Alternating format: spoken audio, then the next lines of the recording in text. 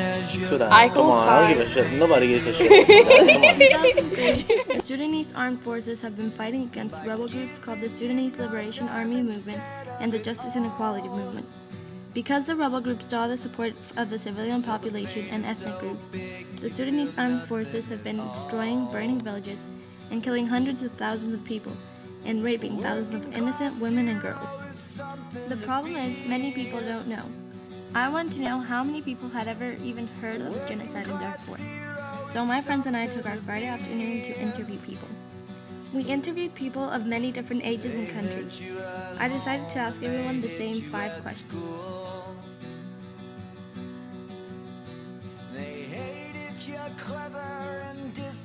Genocides?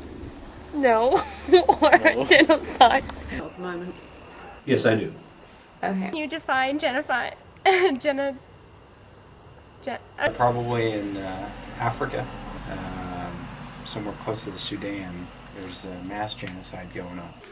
Only about the one in Darfur, and before that Burundi. Darfur is in Africa, I think. I want to say Africa. Don't know. Wouldn't know what Darfur Europe? is or anything. No. Europe. No, Africa. Darfur is an African country. No. Probably starvation, and I don't know, I mean, maybe some people still don't have enough money to have a good life or a good education. I'm not sure of the conflicts, but I do know that there's a lot of people dying. I mean, there's been a lot of press coverage, and I am very well aware of that. Starvation.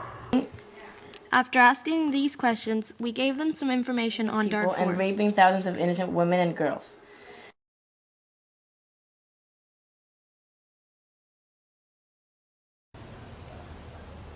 I don't know how I could help.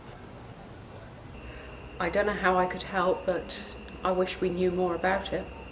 Yes, I think we would. I think a lot of people feel very isolated from it because it's so far away and they're used to Africa having a lot of problems. Mm-hmm. And I think that the biggest problem is if you want to help, people think that they need to throw money at it, and I don't think that's going to help. I think the biggest thing you can do is try and educate people and get enough exposure to this, and you might be able to do something about it. Going there and actually trying to help with the conflict, yes, you can help, but if you don't understand the customs, sometimes you do more harm than good. Yeah. So I think more about exposure and getting influence on the right parties to get some of the fighting to stop.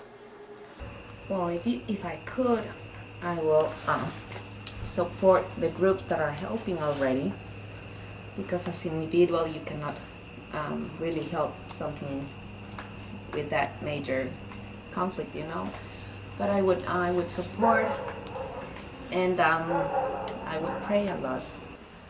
Well, I'm not sure what I can do. I mean, sure, we can throw money at any kind of a problem, but I mean, what does money do? I mean, you've got to get to the root of the problem.